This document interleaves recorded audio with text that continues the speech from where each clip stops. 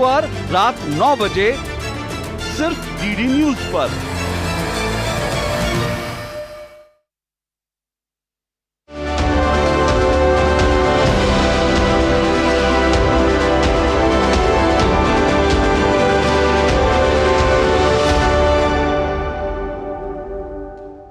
नमस्कार, अंतर्राष्ट्रीय खबरों के इस बुलेटिन में आपका स्वागत है। मैं हूं चंद्रशेखर जोशी।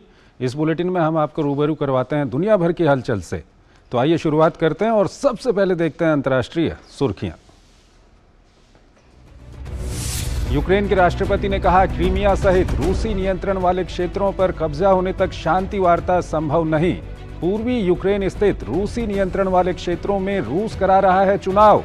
रूसी विदेश मंत्री ने एक बार फिर संयुक्त राष्ट्र में जेलेंस्की के शांति प्रस्ताव को किया खारिज।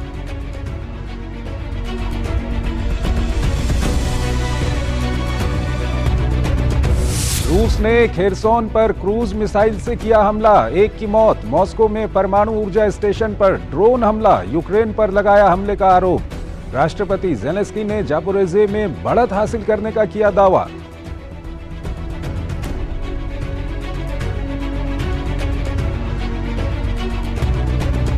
पिछले 10 वर्षों से पाकिस्तान आर्थिक संकट का कर रहा है सामना। 15 दिनों में दूसरी बार बढ़ी तेल की कीमतें।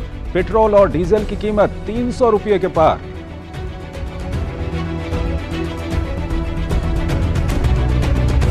चीन के एक तथाकथित मानचित्र का अंतर्राष्ट्रीय स्तर पर हो रहा है भारी विरोध। इंडोनेशिया, मलेशिया, फिलीपींस, वियतनाम और ताइवान ने चीन के मानचित्र को किया खारिज। चीन की हरकत का भारत पहले ही कर चुका है विरोध।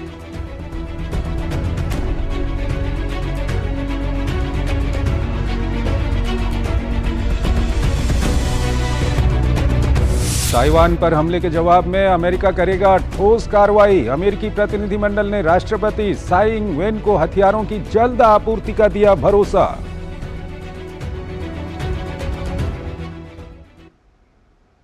और आइए सबसे पहले आपको लिए चलते हैं यूरोप की ओर।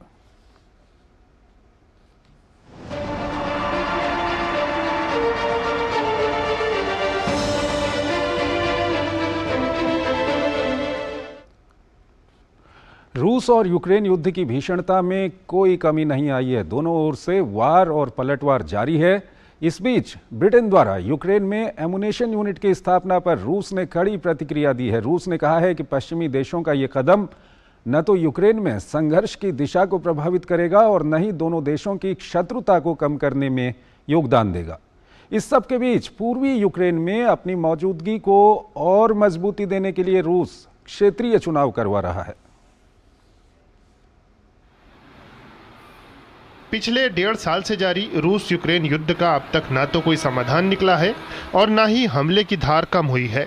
शुरुआती दौर में एक तरफा दिख रहा युद्ध अब दिशा और दशा बदलता जा रहा है, क्योंकि पिछले कुछ महीनों से यूक्रेन की तरफ से भी जबरदस्त पलटवार हो रहा है। युद्ध के नतीजे को यूक्रेन के पक्ष में करने को लेकर पश्चिमी देश न सिर्फ आधुनिक हथियार देकर मदद कर रहे हैं, बल्कि यूक्रेनी सैनिकों को प्रशिक्षण के साथ साथ अयुद्ध कारखाना स्थापित करने में भी मदद दी जा रही है। हालांकि रूसी सैनिक भी कई मौकों पर पश्चिमी देशों के हथियारों को निशाना बनाते रहे हैं। हथियारों को लेकर यूक्रेन के राष्ट्रपति के बयान पर एक बार फिर रूस ने कड़ी प्रतिक्रिया दी है। क्रेमलिन के मुताबिक ब्रिटेन द्वारा यूक्रेन में अयुद्ध इकाई को स्थापित करना गंभीरता से लिया गया है। क्रेमलिन प्रवक्ता ने कहा कि रूस के खिलाफ इस्तेमाल होने वाले हर हथियार को नष्ट करना उनके सैनिकों के लक्ष्य पर होगा। उन्होंने कहा कि पश्चिमी देशों का यह कदम न तो यूक्रेन में संघर्ष की दिशा को प्रभावित करेगा और न ही दोनों देशों की शत्रुता को कम करने में योगदान देगा। दरअसल एक दिन पहले ब्रिटेन की सबसे बड़ी रक्षा कंपनी BAE सिस्टम्स ने यूक्रेन में अयुद्ध कारखाने को लेकर एक समझौता ज्ञापन पर हस्ताक्षर किया, जो कीव को हथियारों और उपकरणों की आपूर्ति करेगा। बेशक हथियारों के उत्पादन की कोई भी सुविधा, खासकर अगर ये हथियार हम पर गोलीबारी करते तो वे हमारी सेना के निशाने पर होंगे। हाल के दिनों में दोनों देश एक दूसरे पर ड्रोन के जरिए हमला कर रहे हैं। पिछले कुछ महीनों से यूक्रेन की तरफ से भी ड्रोन हमलों में बढ़ोतरी देखी गई है। शुक्रवार को भी एक यूक्रेनी ड्रोन ने रूस के सबसे बड़े परमाणु ऊर्जा स्टेशनों को निशाना बनाया। हालांकि इस हमले में संयंत्र को नुकसान नहीं पहुंचा।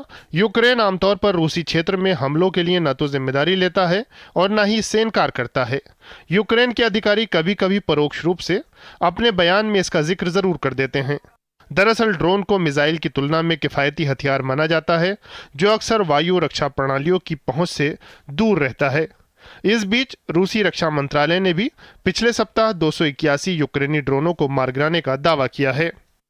रूसी संघ के पश्चिमी क्षेत्रों में 281 यूक्रेनी मानव रहित हवाई वाहनों को नष्ट कर दिया गया है, जिनमें एक Tu-141 स्ट्राइज और साथ ही 29 यूक्रेनी यूएई शामिल है।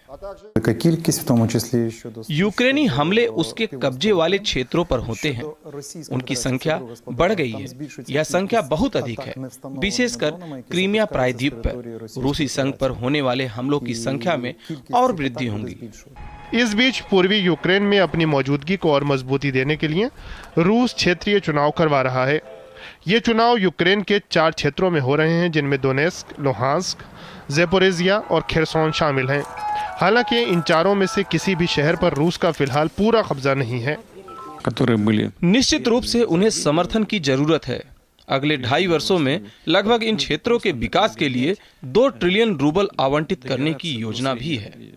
दरअसल पिछले वर्ष रूस ने इन इलाकों में जनमत संग्रह कराकर अपना अधिकार जताया था, जिसके बाद राष्ट्रपति पुतिन ने अपने प्रतिनिधियों की नियुक्ति कर दी थी। इतिहास गवाह है कि युद्ध का सबसे बुरा दंश बच्चों और महिलाओं को झेलना पड़ता है। रूस यूक्रेन युद्ध की भी कुछ ऐसी ही कहानी है। यूक्रेन में पहले कोरोना और बाद में युद्ध के कारण बच्चे स्कूल नहीं जा पा रहे थे। पिछले 4 साल से पढ़ाई ऑनलाइन चल रही थी और अब यहाँ अधिकतर इलाकों में स्कूल खोल दिए गए हैं। ऐसे में युद्ध के बीच बच्चे अब स्कूलों का भी रुख कर रहे हैं। ये रिपोर्ट देखिए। कहते हैं युद्ध कभी किसी समस्या का समाधान नहीं हो सकता। भले ही युद्ध में जीत किसी की हो, लेकिन जनहानि मानवता को शर्मसार करती है।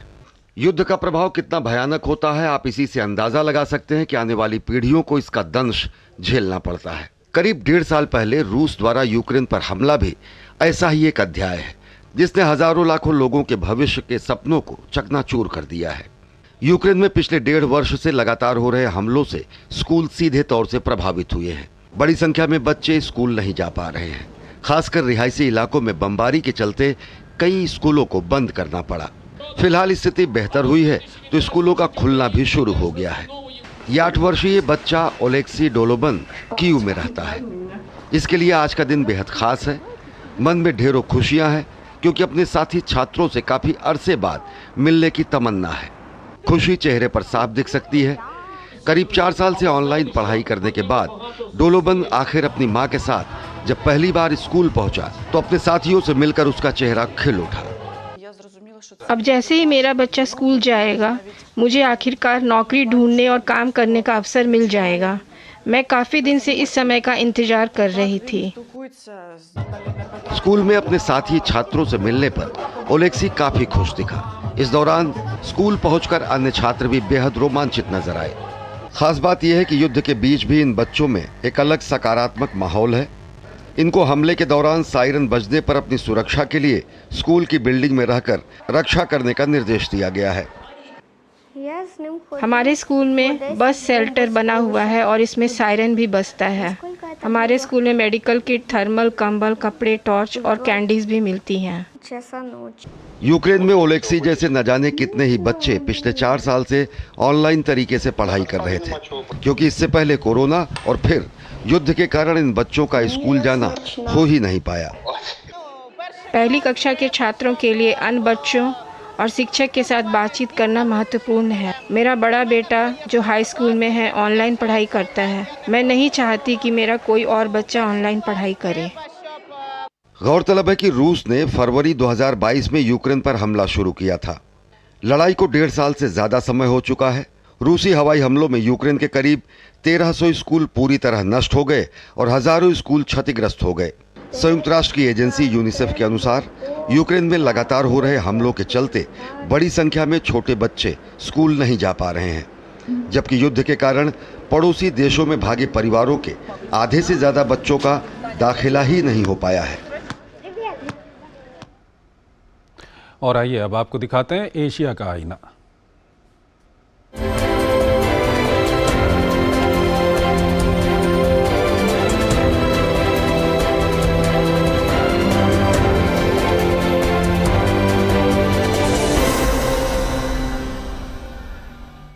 पाकिस्तान में महंगाई चरम पर है। पेट्रोल और डीजल की कीमत 300 रुपये के पार हो गई है। खाद्य वस्तुएं भी काफ़ी महंगी हैं।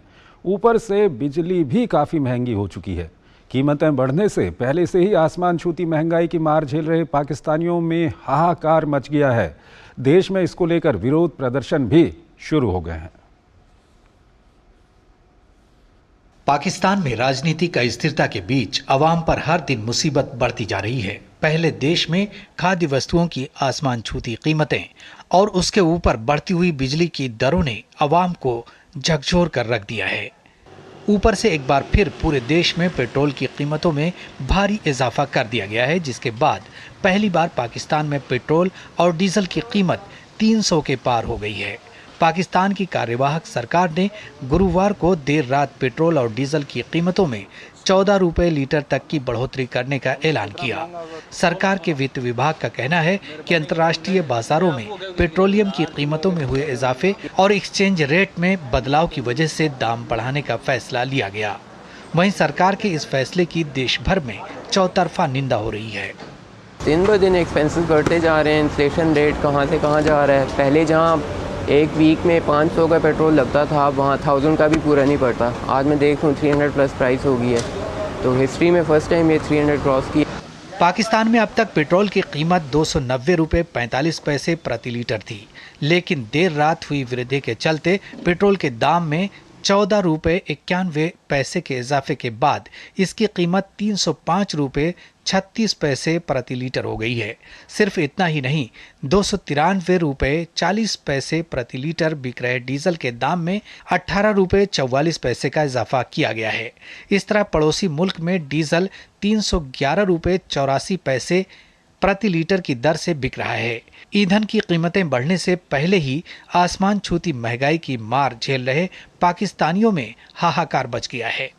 ये जो पेट्रोल पे पहले डलवाता था 2000 में, अभी मुझे 5000 में नहीं डलता।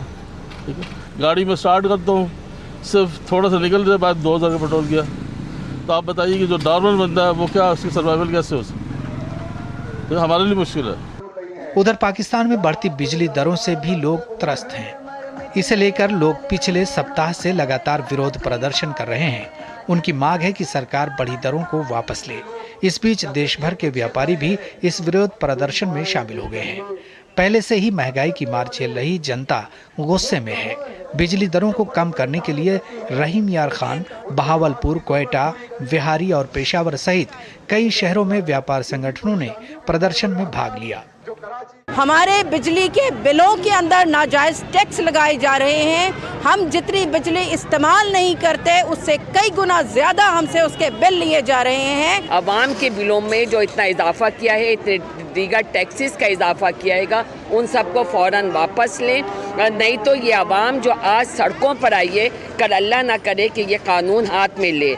बता दें कि पाकिस्तान दशकों में सबसे खराब आर्थिक संकट का सामना कर रहा है। हाल के आर्थिक सुधारों के कारण वहां मुद्रास्फीति का ऐतिहासिक स्तर और उच्च ब्याज दरें और बढ़ी हैं, जिससे आम लोगों और व्यवसायों पर दबाव पड़ा है। इसके अलावा पाकिस्तानी रुपए के लगातार अवमूल्यन ने पाकिस्तान केंद्रीय बैंक को ब्याज दरें बढ़ाने के लिए मजबूर कर दिया है। और आइए अगली खबर की ओर आपको लिए चलते हैं। दुनिया के विभिन्न हिस्सों में प्राकृतिक आपदाओं का कहर देखने को मिल रहा है। एक ओर अमेरिका अभी भी तूफान इडालिया के कहर को झेल रहा है, तो वहीं चीन के कई हिस्सों समेत हांगकांग में तूफान साउला ने तांडव मचाया हुआ है। इस तूफान का सबसे ज्यादा खतरा हांगकांग और गुआंगडोंग प्रांत के आसपास सबसे ज्यादा बना हुआ है। आजकल दुनिया के कई हिस्सों को प्राकृतिक आपदाओं का दंश झेलने को मिल रहा है। अभी तूफान इडालिया के कारण जहां अमेरिका बेहाल हुआ पड़ा है, तो वहीं दूसरी तरफ चीन में भी तूफान साउला की वजह से लोगों को दिक्कतों का सामना करना पड़ रहा है। खास तौर पर इस तूफान का सबसे ज्यादा खतरा हांगकांग और ग्वांगडोंग प्रांत के आसपास सबसे ज्यादा बना हुआ है। इससे बचाव के लिए प्रशासन ने खास तौर पर इंतजाम किए हैं। फुजियान और ग्वांगडोंग प्रांतों में मछली पकड़ने वाली नौकाओं को बंदरगाहों पर बांध दिया गया है और बचाव के लिए जीवन रक्षक नौकाएं तैयार की गई हैं। इसके अतिरिक्त आपातकालीन कर्मियों की मदद से करीब 1 लाख लोगों को खतरे वाले इलाकों से निकालकर सुरक्षित जगह पहुंचाया गया है।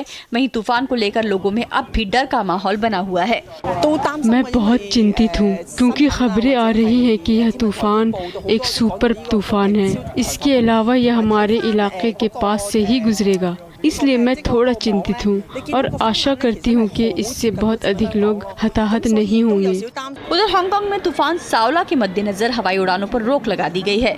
इस दौरान करीब 460 उड़ानें रद्द कर दी गयी।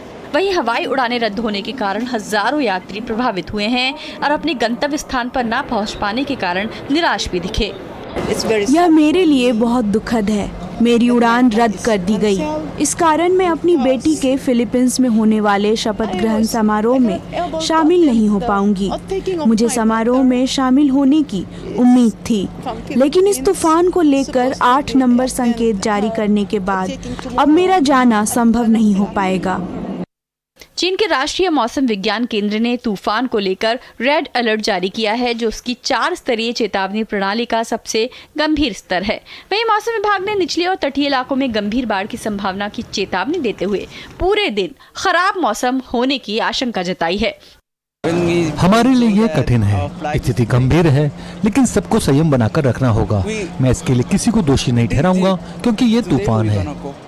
तूफान के कारण हांगकांग में कई सार्वजनिक सेवाएं और गतिविधियां बंद कर दी गई हैं। इसके अलावा सभी स्कूल भी बंद हैं और हांगकांग के डिज्नीलैंड को भी अस्थायी रूप से बंद कर दिया गया है। आपको बता दें कि शक्तिशाली तूफान सावला के प्रभाव को 8 नंबर के तूफान का संकेत जारी किया गया है। हांगकांग की मौसम प्रणाली के तहत नंबर 8 का संकेत तीसरी सबसे बड़ी चेतावनी है। चीन के एक तथाकथित मानचित्र का अंतर्राष्ट्रीय स्तर पर भारी विरोध हो रहा है। भारत इस तथाकथित मानचित्र को पहले ही खारिज कर चुका है। साथ ही इंडोनेशिया, मलेशिया, फिलीपींस, वियतनाम और ताइवान ने भी इसका विरोध किया है। वियतनाम के विदेश मंत्रालय ने चीन के दावों पर आधारित किसी भी तथाकथित मानचित्र को खारिज कर दिया है। वियतनाम ने अपनी संप्रभुता का हवाला देते हुए चीन की इस हरकत को खारिज किया है। ध्यान रहे कि कई अन्य देश भी इस मामले में कड़ा रुख अपनाकर चीन के कदम का विरोध दर्ज करा चुके हैं। ताइवान की यात्रा पर आए एक अमेरिकी प्रतिनिधिमंडल ने कहा कि द्वीप पर हमले की स्थिति में अमेरिका कार्रवाई करेगा। अमेरिकी प्रतिनिधि सभा की सशस्त्र बल सेवा संबंधी समिति के उपाध्यक्ष रॉब विटमैन ने ताइवानी राष्ट्रपति साई इंग वेन के साथ बैठक से पहले अपने एक भाषण में कहा कि ताइवान पर बिना उकसावे की कोई भी शत्रुतापूर्ण हमला होने पर अमेरिका ठोस प्रतिक्रिया देगा। अमेरिकी कानून के मुताबिक अमेरिका ताइवान को अपने ऊपर सभी खतरों को गंभीर चिंता के विषय के रूप में लेने और अपना बचाव करने में सभी सुविधाएं प्रदान करेगा। लेकिन उस कानून में इस बात पर अस्पष्टता है कि चीन के हमला कर देने की स्थिति में वो ताइवान को सैन्य बल उपलब्ध कराएगा या नहीं। चलिए अब आपको दिखाते हैं अफ्रीका नामा।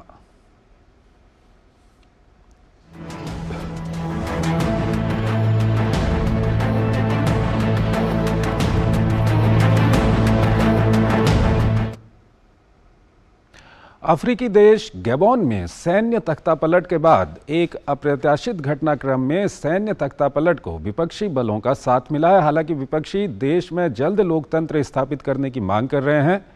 वहीं सैन्य शासन ने देश में भ्रष्टाचार पर प्रहार का हवाला देकर कई जगहों पर छापेमारी भी की है। यहां तक कि अपदस्थ राष्ट्रपति बोंगो के बेटे को भी भ्रष्टाचार के आरोप में गिरफ्तार किया गया है। राष्ट्रपति के बेटे के घरों से भारी मात्रा में नकदी बरामद की गई है। किसी भी देश में जब सत्ता निरंकुश हो जाती है तो जनता अक्सर विकल्प की तलाश करने लगती है और उन्हें जब सही विकल्प मिलता है तो वह उसी के पीछे चल पड़ती है।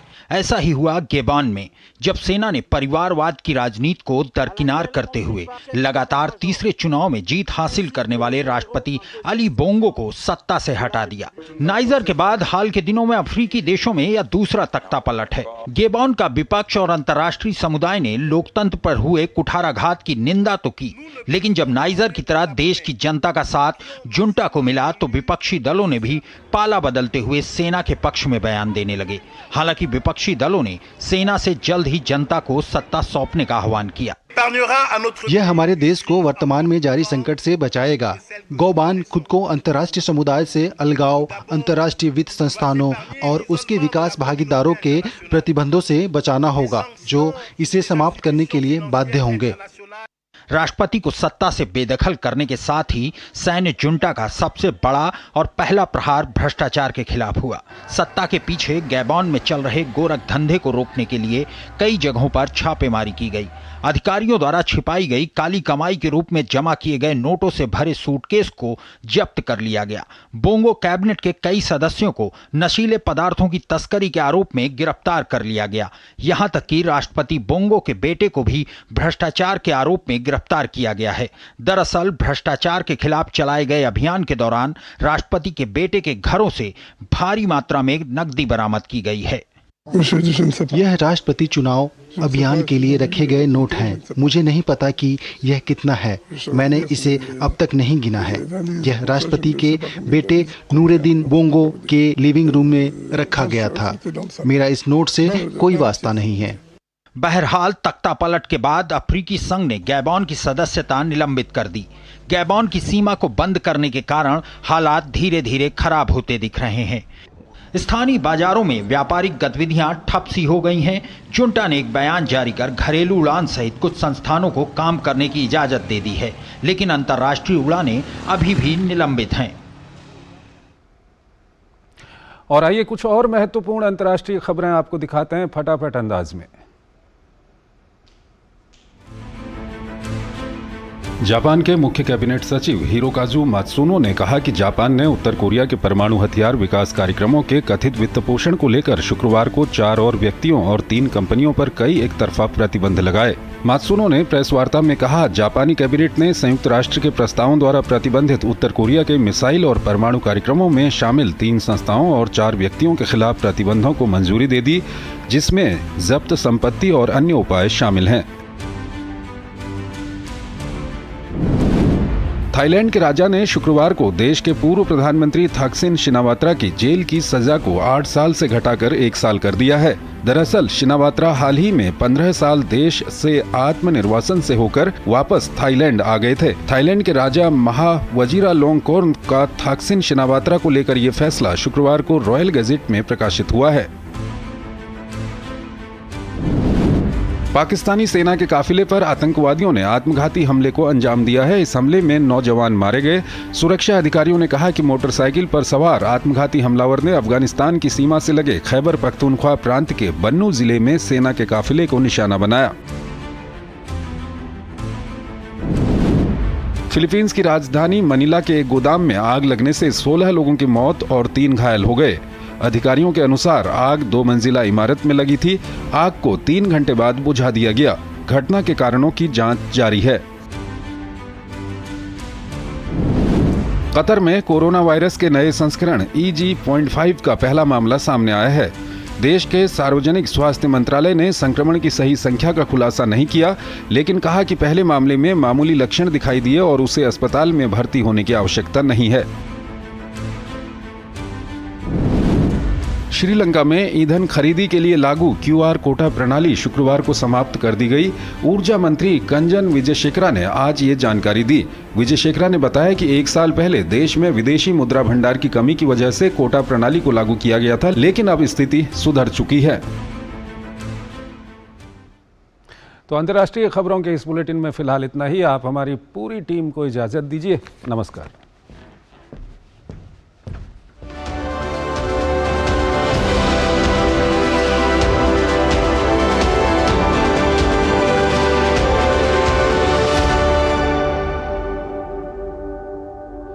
जो